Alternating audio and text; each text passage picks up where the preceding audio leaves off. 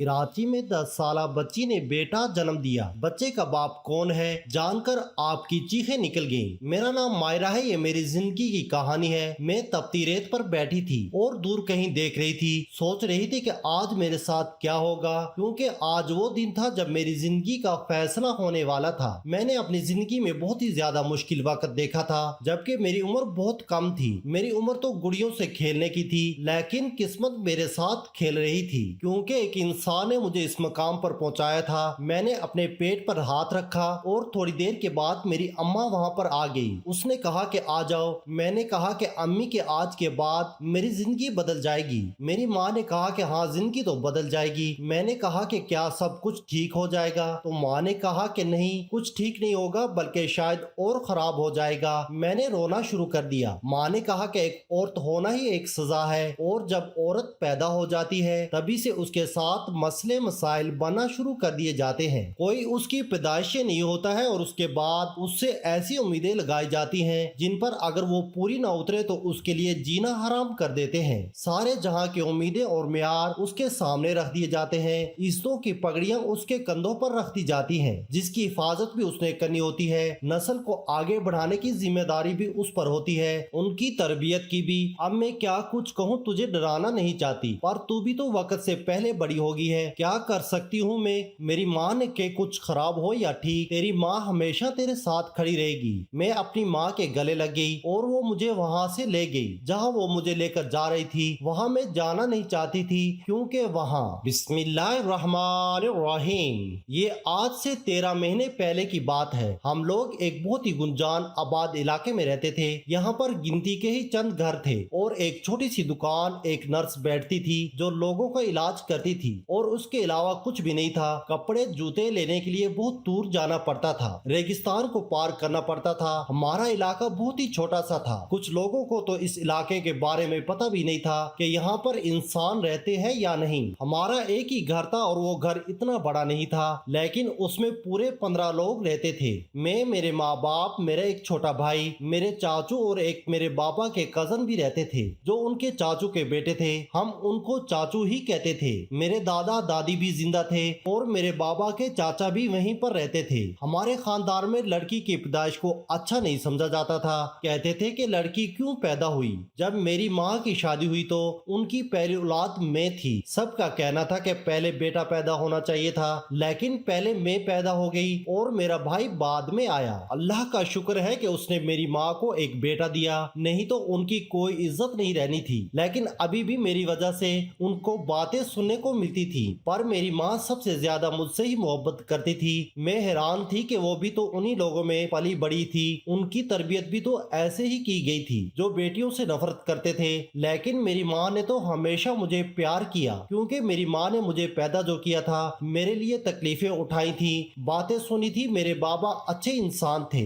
लेकिन हमसे उतने ज्यादा प्यार नहीं जताते थे। प्यार तो करते ही होंगे, पर उनको प्यार जताने की आदत नहीं थी। एक दिन मैंने अपनी माँ और बाबा को बातें करते हुए सुना। मेरी माँ ने कहा कि क्यों बेटियों से नफरत करते हैं, तो मेरे बाबा ने कहा बेटियां कभी कभी ऐसी बदनामी लेकर आती हैं जो बेटे भी लेकर नहीं आ सकते, इसीलिए बेटियों से नफरत की जाती है, क्योंकि वो आपको बदनाम कर देती हैं। बेवकूफी होती है, समझदार नहीं होती। उनकी एक छोटी सी गलती पूरे के पूरे खानदान की इज्जत को खत्म करके रख देती है। अम्मी ने कहा कि अगर बेटियों से इतनी नफरत करते हैं तो फिर बहू कहाँ से लेकर आएंगे? अगर बेटियों को पैदा होने से पहले ही मार दिया जाएगा तो फिर बेटों की शादी किससे करेंगे? मेरे शोहर ने कहा यह बात बड़ी गहरी है और बड़ी समझने वाली है, लेकिन बस जो हो रहा है वही होता रहता है। अम्मी ने कहा कि हमारी बेटी पर कभी कोई आंच नहीं आएगी, आप वादा करें। बाबा ने कहा कि पागल हो गई है तो क्यों आएगी उस पर कोई आंच? मेरी औलाद है, वो मेरे खून से बनी हुई औलाद है, मैं हमेशा उसका ख्याल करूंगा। यहाँ पर सब लोग बेटी को बुरा समझते हैं, तो क्या हुआ? मैं तो बुरा नहीं समझता। मेरी कोई बहन नहीं है और मेरी कोई फूफो भी नहीं है। इस खानदान में 2 नस्लों के बाद बेटी पैदा हुई है, इसलिए उन लोगों को इतनी मोहब्बत नहीं है, लेकिन हमारी तो अपनी औलाद है। पागल, हम क्यों ना उसका ख्याल करेंगे? मेरी आंखों में आंसू आ गए। मुझे यकीन था कि मेरे माँ बाप जब तक मेरे साथ हैं सब कुछ ठीक ही रहेगा। मैं घर में सबके काम किया करती थी। वो लोग मुझसे प्यार तो नहीं करते थे, लेकिन मुझसे काम जरूर करवाते थे। पर मेरे चाचू जो मेरे बाबा के कजन थे, उनका नाम जफर था, वो अच्छे थे। वो कभी कभी मेरे लिए कोई चीज चीज लेकर आते थे, लेकिन मेरी दादी उनको भी मना करती थी और कहती थी कि घर में और भी बच्चे हैं, उनके लिए लाया करो, इसके लिए मत लाया करो। जिन पैसों से उसके लिए चीज लानी है वो पैसे मिलाकर अपने बेटों के लिए और अपने भतीजों के लिए कोई अच्छी चीज लेकर आया करो। वो तो लड़के हैं, उनको अच्छा खाने पीने की जरूरत है, उसका क्या है, उसने तो घर में ही रहना होता है। लेकिन मेरी दादी मुझसे सारे काम करवाती थी, लेकिन मुझसे बिल्कुल भी प्यार नहीं करती थी। एक दिन हम किसी शादी में जाना था तो मेरी दादी ने कहा उसको नहीं लेकर जाएंगे वरना सब पूछेंगे कि ये बेटी आप लोगों के खानदान में 2 नस्लों के बाद बेटी पैदा हो गई, कितनी अजीब बात है। मेरी माँ ने कहा कि उसको अकेला तो नहीं छोड़ के जा सकते। मेरी दादी ने कहा कोई बात नहीं, अकेला छोड़कर जाएंगे तो क्या हो जाएगा, खुद से खाने पीने वाली है, कोई बच्ची तो नहीं है जो अकेली डर जाएगी। 2 घंटे की बात है, 2 घंटे में हम वापस आ जाएंगे। मेरी माँ मुझे छोड़ के नहीं जाना चाहती थी। मेरी माँ ने कहा कि फिर आप लोग जाएं, मैं भी नहीं जाती, मैं और मेरी बेटी घर रुकेंगी। पर मेरी दादी ने कहा कि तुम उस घर की बहू हो, तुम साथ नहीं आओगे तो लोग कितनी बातें करेंगे, तुम्हें तो आना ही होगा। मैंने अपनी अम्मी से कहा कि आप चली ही जाएं, मुझे कोई मसला नहीं होगा, 2-3 घंटे की तो बात है, मैंने तो सो जाना है। मेरी माँ ने कहा कि तुम अंदर से कुंडी लगा के रखना। मेरी दादी ने ये बात सुन ली। मेरी दादी ने कहा कि क्यों,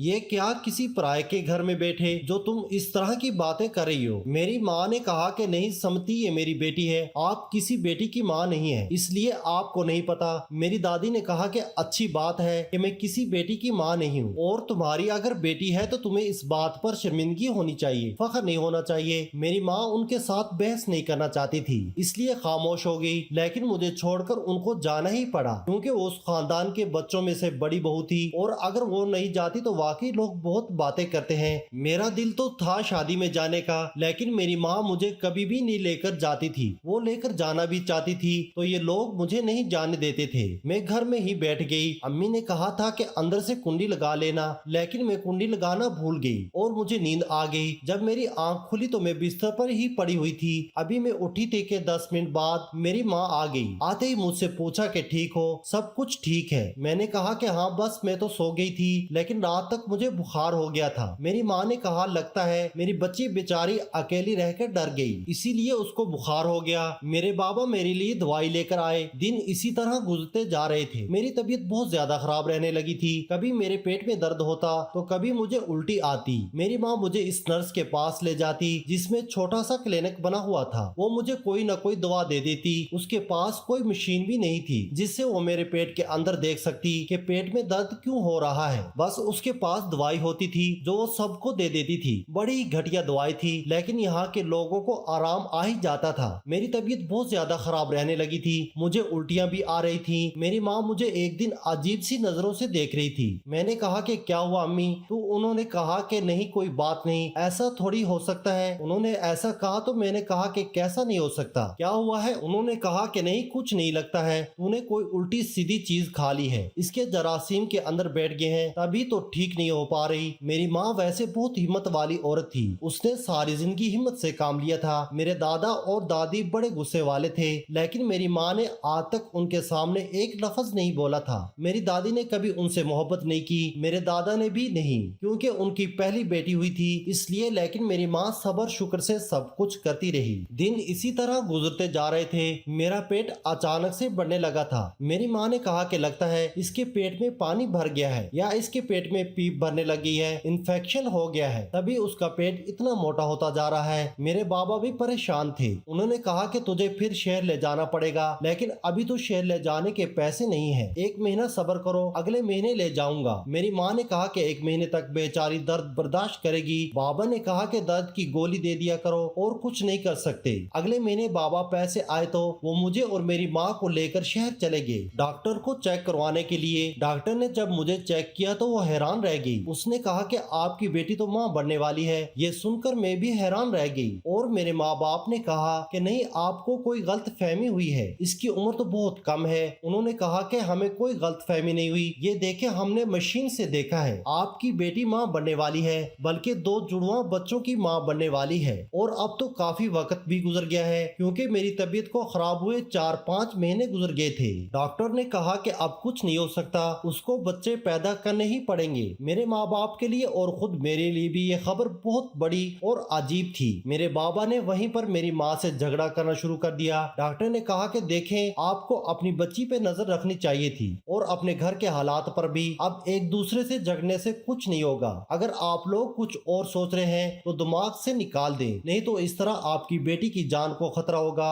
آپ کی بیٹی کو خون بہت کمی ہے اور اس کی عمر بھی بہت کم ہے۔ میرے بابا سر پکڑ کر بیٹھ گئے۔ میری ماں نے رونا شروع کر دیا۔ میرے بابا نے میری ماں کو کہا کہ تو کیسی عورت ہے، تجھے پتہ نہیں چلا کہ تیری بیٹی کے ساتھ کیا ہو رہا ہے؟ میری ماں نے کہا کہ مجھے کیسے پتہ چلتا، میرا دماغ اس طرف گیا ہی نہیں تھا، یہ تو اتنی چھوٹی بچی ہے۔ ڈاکٹر نے کہا کہ آج کل عمر سے کوئی فرق نہیں پڑتا، اس سے چھوٹی بچیاں بھی ماں بن سکتی ہیں، آپ لوگوں کو دھیان رکھنا چاہیے تھا۔ میں گھر آئی تو میرے بابا اور میری ماں نے مجھے پوری طرح ڈانٹا اور مجھ سے پوچھا۔ اب وہ مجھ سے عجیب و غریب سوال کر رہے تھے جن کی مجھے سمجھ بھی نہیں آ رہی تھی، مجھے پتہ بھی نہیں چل رہا تھا۔ یہ بات گھر والوں کو پتہ چل گئی، گھر میں بڑا فساد بنا۔ میرے بابا نے یوں تو مجھ پر بھی ہاتھ اٹھایا تھا، لیکن جب میرے دادا مجھے مارنے کے لیے آگے بڑھے تو میرے بابا نے ان کا ہاتھ روک لیا۔ انہوں نے کہا کہ بچی ہے، وہ اسے خود نہیں پتا کہ اس کے ساتھ کیا ہوا ہے، آپ میری بچی پہ ہاتھ نہیں اٹھائیں گے۔ میرے دادا نے کہا کہ ہاتھ نہیں اٹھائیں گے، اس کو تو اس گھر سے نکال دینا چاہیے، یہ تو ہم سب کے لیے بدنامی کا باعث بنے گی۔ لیکن میرے بابا نے کسی کو بھی مجھے کوئی نقصان نہ پہنچانے دیا۔ میری اور میری ماں کی حالت اس گھر میں اور بھی بری ہوگی۔ میری ماں کو دن رات باتیں سنائی جاتی، میری ماں روتی رہتی، مجھ سے بھی پوچھتی کہ میں نے کیا کیا ہے۔ میں نے ان کو سب کچھ بتایا کہ مجھے کچھ نہیں پتا تھا۔ میری ماں نے مجھ پر ہاتھ بھی اٹھایا کیونکہ ان کو اتنی باتیں سنا دی جاتی تھیں کہ وہ پریشان ہو جاتی تھیں، لیکن بعد میں میری مدد بھی کرتی تھی۔ مجھے درد ہوتا تھا تو مجھے دوائی بھی دیتی تھی، میری مالش کرتی تھی، میرا سر دباتی تھی۔ میرے بابا کہتے تھے کہ ابھی تو یہ بات گاؤں والوں کو پتہ چلے گی تو نہ جانے کیا ہوگا، کیا کریں گے ہم۔ کچھ مہینے اور گزر گئے، ہم دوبارہ ڈاکٹر کے پاس گئے۔ میرے بابا نے ڈاکٹر سے پوچھا کہ کیا ایسا نہیں ہو سکتا کہ کسی طرح سے یہ پتہ چل جائے کہ ان بچوں کا باپ کون ہے؟ تو ڈاکٹر نے کہا بالکل ایسا ہو سکتا ہے، آپ کو اپنے آس پاس کے لوگوں کا ایک ٹیسٹ کروانا ہوگا جس کے ساتھ ہی یہ پتہ چل جائے گا کہ اس کا باپ کون ہے، لیکن یہ تب ہی پتہ چلے گا جب بچے اس دنیا میں آ جائیں گے۔ میرے بابا نے کہا کہ ہم وہ ٹیسٹ ضرور کروائیں گے، ہم غریب لوگ ہیں لیکن اتنے بھی بے وقوف نہیں ہیں، ہمیں پتہ تو ہو کہ ہمارے گھر میں کس نے نقب لگایا ہے، کس نے ہمارے ساتھ یہ ظلم کیا ہے، ہم اس کو جان سے مار ڈالیں گے۔ بس اب انتظار تھا کہ کب وہ دن آئے گا، لیکن اس دن کی بھی تو میری زندگی میں کچھ اچھا ہونے والا نہیں تھا۔ میں تو ابھی خود بچی تھی اور 2 بچوں کی ماں بننے والی تھی۔ میری ماں بھی پورا دن اداس رہتی، پریشان رہتی، رو رو کر اس نے اپنا حال پورا کر لیا تھا۔ بابا سمجھاتے تھے کہ اب جو ہے جیسا ہے یہی ہماری زندگی ہے، اپنی اولاد کو موت کے منہ میں تو نہیں پھینک سکتے، اس کے ساتھ جو کچھ بھی ہوا ہے ہمیں برداشت کرنا ہوگا۔ جب میرے بابا کو اپنے ہی خاندان والوں نے زیادہ باتیں سنانا شروع کر دی تو میرے بابا نے کہا کہ میں نے پتہ لگانے کا طریقہ نکال لیا ہے کہ اس بچی کے ساتھ یہ ظلم کس نے کیا ہے، اور جب پتہ چل جائے گا تو میں اس انسان کو زندہ نہیں چھوڑوں گا، لیکن اس کے لیے آس پاس کے سارے لوگوں کا ایک ٹیسٹ کروانا ہوگا۔ یہ باتیں یہاں کے لوگوں کے لیے ایسے ہی تھی جیسے کسی اور دنیا کی باتیں تھی۔ میرے بابا تھوڑے پڑھے لکھے تھے اس لیے ان کو ان باتوں کو پتا تھا، لیکن ڈاکٹر نے انہیں بھی زیادہ نہیں بتایا تھا۔ ڈاکٹر کہہ رہے تھے کہ بہت سے لوگ اس بارے میں ابھی بھی یقین نہیں کرتے، لیکن ایک طریقہ ہوتا ہے جس سے پتہ چل جاتا ہے۔ جب یہ بات گھر میں ہوئی تو میرے دادا دادی اور چاچو وغیرہ نے مزید واویلا ڈال دیا۔ انہوں نے کہا کہ گھر کے لوگوں پر شک کر کے تو نے ہمیں ایسا سمجھ رکھا ہے، تیری اپنی بیٹی ٹھیک نہیں ہے اور تو ہم پر الزام لگاتا ہے۔ میرے بابا کو سزا مل رہی تھی، بہت زیادہ میں پریشان تھی، دل کرتا تھا کہ جان لے لوں اپنی تاکہ ماما اور بابا کی پریشانی تو ختم ہو جائے۔ ایک دن ایسے بھی کرنے لگی تھی جب میری ماں نے مجھے بچا لیا اور مجھے گلے سے لگا کر رونے لگی۔ اس نے کہا کہ ایسا کبھی بھی نہ کرنا، تم ہماری اولاد ہو، ہم نے تمہیں کتنی مشکل سے پالا ہے اور تم اس طرح کرنے لگی تھی، تمہیں کچھ ہو جاتا تو کیا ہم زندہ رہتے؟ لیکن میں کیا کرتی، میں اپنے ماں باپ کی پریشانی نہیں دیکھ سکتی تھی، ان کو اس حال میں نہیں دیکھ سکتی تھی۔ وقت گزرتا جا رہا تھا اور پھر وہ دن بھی آ گیا جس دن شاید میری اولاد اس دنیا میں آنے والی تھی، کیونکہ صبح سے ہی میری طبیعت بہت خراب تھی، لیکن گھر میں سے بہت دور ریت کے ٹیلے پر جا کر بیٹھ گئی تھی۔ میری ماں مجھے ڈھونڈتی ہوئی میرے پاس آئی اور وہاں بیٹھی اپنے لیے دعا کر رہی تھی، اللہ سے کہہ رہی تھی کہ میرے نصیب میں اور کوئی دکھ نہ لکھ دینا، میرے ماں باپ کو میری وجہ سے کوئی مشکل کوئی پریشانی نہ ہو۔ میری ماں نے مجھے ڈھونڈ لیا اور اس نے کہا کہ آجا میرے ساتھ۔ میں نے کہا امی آج کے دن کے بعد میری زندگی میں سب کچھ بدل جائے گا۔ انہوں نے کہا ہاں۔ میں نے کہا کہ جو بدلے گا وہ اچھا ہوگا، تو میری ماں نے کہا نہیں اچھا نہیں ہوگا, شاید اس سے بھی برا ہوگا, لیکن برداشت کرنا ہوگا. میں نے کہا کہ پھر میرے زندہ رہنے کا کیا فائدہ, اللہ کرے میں مر جاؤں. میری ماں نے کہا ایسا بالکل نہیں کہنا چاہیے, جو بھی مسئلہ ہو, جو بھی پریشانی ہو, میں تیرے ساتھ رہوں گی, ہمیشہ تیرے ساتھ دوں گی. ابھی بھی تو تیرے ساتھ دیا ہے نا, تو کیا آگے نہیں دوں گی. مجھے میری ماں کے ہونے سے بڑی تسلی تھی. میرے بابا بھی سب کچھ کرے تھے, لیکن یہ جو کچھ بھی ہو رہا تھا ٹھیک نہیں ہو رہا تھا. سارے گاؤں والوں کو پتہ چل چکا تھا, اور میرے اپنے ہی خاندان والے ہم پر تھوک رہے تھے کہ ایک تو ان کی بیٹی نے کہیں منہ کالا کیا ہے, اور اب یہ اس کا ساتھ بھی دے رہے ہیں. اللہ نے میرا معاملہ آسان کر دیا, مجھے زیادہ تکلیف نہیں ہوئی, اور میری گود میں 2 بیٹے آ گئے. اتنے پیارے بچے, اتنے خوبصورت بچے, آج تک کسی نے ایسے بچے نہیں دیکھے تھے. لیکن ان کے نصیب صورت نہیں تھے. ان کے ساتھ کیا ہونے والا تھا ان کو تو ان کے باپ کا بھی نہیں پتا تھا. میرے بابا اگلے دن ڈاکٹر کے پاس گئے اور کہا کہ ہم نے ٹیسٹ کروانا ہے. ان لوگوں نے 2 بندوں کے بابا کے ساتھ کیا اور کہا کہ یہ آپ کے گھر سے سیمپل لے کر آئیں گے. گھر والوں نے کہا کہ ہم سیمپل نہیں دیں گے. تو بابا نے کہا کیوں, تم لوگوں کے دل میں چور ہے کیا. میرے دادا نے کہا یہ اس کی غلط فہمی بھی حل کروا دو. سب کو کہا کہ سیمپل دو, لیکن سب کی شکل عجیب سی بنی ہوئی تھی. پھر بھی انہوں نے اپنے خون کا سیمپل دے دیا. بچوں کے خون کا سیمپل بھی لے لیا اور رپورٹ ہسپتال پہنچا دی گئی. ہسپتال والوں نے کہا کہ 2 دن کے بعد آ کر اپنی رپورٹ لے جائیے گا. یہ 2 دن ہمارے لیے بڑے مشکل تھی, گزر ہی نہیں رہے تھے. گھر میں بھی عجیب سا ماحول بنا ہوا تھا. میرے دادا نے کہا اگر تو کوئی گنہگار نکلا تو اس کو سزا میں خود دوں گا, لیکن اگر اس گھر سے کوئی گنہگار نہ نکلا اور تیری بیٹی نے کوئی چکر چلایا ہوا تو تیری بیٹی اور تجھے اس گھر سے ہمیشہ کے لیے جانا ہوگا. تم لوگوں کو کوئی حصہ بھی نہیں ملے گا اور تم لوگ ہمارے جیتے جی مر جاؤ گے. ہم تم لوگوں کی شکل بھی دیکھنا پسند نہیں کریں گے. میرے بابا نے کہا کہ جو بھی نتیجہ نکلے گا, جو کچھ بھی ہوگا, میں بھگتنے کو تیار ہوں. میری ماں رات کو میرے بابا سے بات کر رہی تھی. وہ کہہ رہی تھی کہ اگر ہم لوگ ہی غلط ہوئے تو. میرے بابا نے کہا کہ کیوں,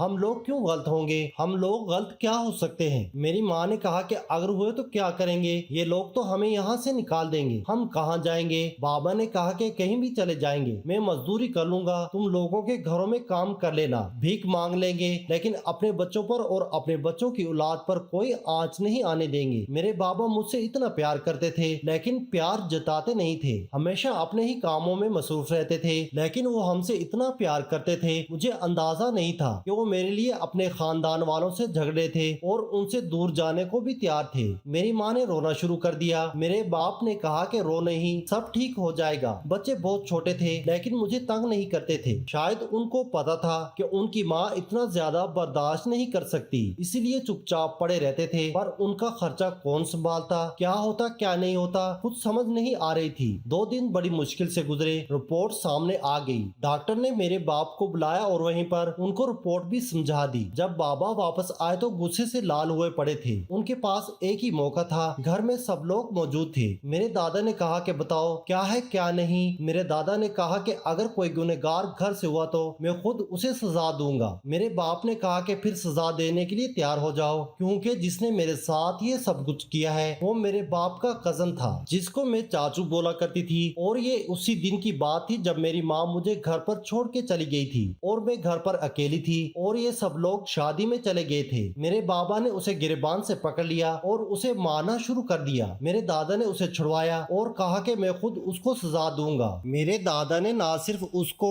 بلکہ اس کے باپ کو یعنی میرے بابا کے چاچو کو اور ان کی فیملی کو بھی گھر سے نکال دیا, اور کہا کہ آپ لوگوں کا اب ہمارے ساتھ کوئی واسطہ نہیں ہے اور آپ لوگوں کو حصہ بھی نہیں ملے گا. انہوں نے کہا کہ ہم کیس کریں گے. تو میرے دادا نے کہا کہ کر لو, جب تک کیس ختم ہوگا تب تک تم بھی اس دنیا میں نہیں رہو گے اور میں بھی مر چکا ہوں گا. میرے دادا نے ہم سے معافی مانگی, میری ماں سے بھی, میرے بابا سے بھی. انہوں نے میرے سر پر ہاتھ رکھا, مجھے بھی گلے سے لگایا, اور ان کی آنکھوں میں بھی آنسو آ گئے. اب ان کو محسوس ہوا کہ ہم لوگ کتنی بڑی تکلیف سے گزرے تھے. انہوں نے کہا کہ میں ابھی تک زندہ ہوں, جب تک میں ہوں تب تک کوئی پریشانی نہیں ہوگی. انہوں نے کاروبار کا انچارج میرے بابا کو بنا دیا, اور اب میرے بابا ہی سارے گھر کو سنبھالتے تھے. ہمیں کسی چیز کی کمی نہیں ہوتی تھی. بچوں کو بھی سب لوگ مل کے سنبھالتے تھے. میری ماں کو بھی سب لوگ عزت دینے لگے تھے. انہوں نے کہا کہ تم لوگ واقعی بہت اچھے ہو, اپنی اولاد کے لیے تم لوگوں نے کیا کچھ نہیں کیا. یہ اچھے ماں باپ کی ہونے کی نشانی ہے, اور اچھے ماں باپ ہونا کوئی گناہ نہیں ہے. اسی لیے ہم لوگ بھی تم لوگوں کا ساتھ دیں گے. میرے دونوں بچوں کے نام رکھ دیے گئے. ایک کا نام شمس رکھا گیا تھا اور ایک کا نام کلب.